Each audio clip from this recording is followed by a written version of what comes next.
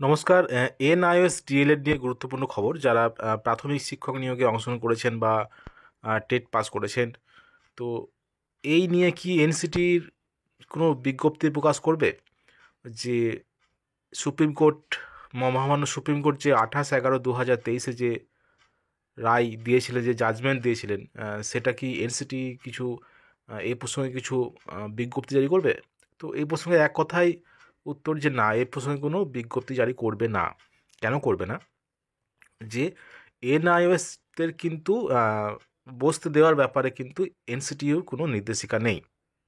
NCT যেটা নির্দেশিকা, যে মিনিমাম কোয়ালিফিকেশান 2 ইয়ার্স ডিএলএড, অর্থাৎ 2 বছরের ডিএলএড থাকতে হবে। এটা কিন্তু মিনিমাম কোয়ালিফিকেশান।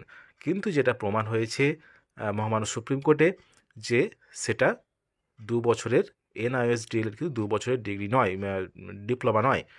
তো যে এনআইওএস ডিএলএড কিন্তু 18 মাসের একটা কোর্স, সেটা কিন্তু প্রমাণিত হয়েছে। এবং সেই জন্যই কিন্তু কোনো বিজ্ঞপ্তি জারি হবে না। কারণ যারা যেসব রাজ্যগুলি নিয়েছেন আবেদন এবং চাকরি দিয়েছেন, তারা কিন্তু ভুলভাবে অ্যাপ্লিকেশন করে কিন্তু তাদের চাকরি দিয়েছেন।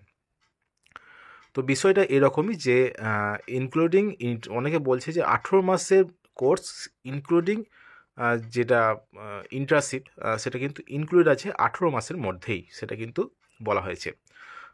তো এই প্রসঙ্গে বলে রাখা ভালো, যারা এনআইএস ডিল, তাদের কিন্তু নিয়োগে অংশগ্রহণ তারা কিন্তু করতে পারবে না এখনও পর্যন্ত।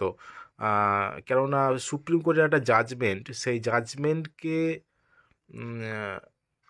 সরিয়ে দিয়ে কিন্তু নতুন করে কিছু এই মুহূর্তে কিন্তু ভোটের আগে কোনো নির্দেশ বা কোনো কিছু আইন পাস করাবে না কেন্দ্রীয় সরকার, যেটা সম্ভাবনা করাবে না। কেননা সেটা একটা খারাপ একটা ভাবমূর্তি তৈরি হয়ে যাবে সবার মধ্যে। এটা হলো বিষয়। যে তো যেমন ডিএলএড, বিএড যে বিষয়ে সরকার কিন্তু আর পদক্ষেপ করেনি, কেননা মহামান্য সুপ্রিম কোর্টের একটা জাজমেন্ট, সেটাকে নিয়ে কিন্তু নতুন করে আর সরকার আর সেই জিনিসটা আর হাত দেয় না। এটাও তাই।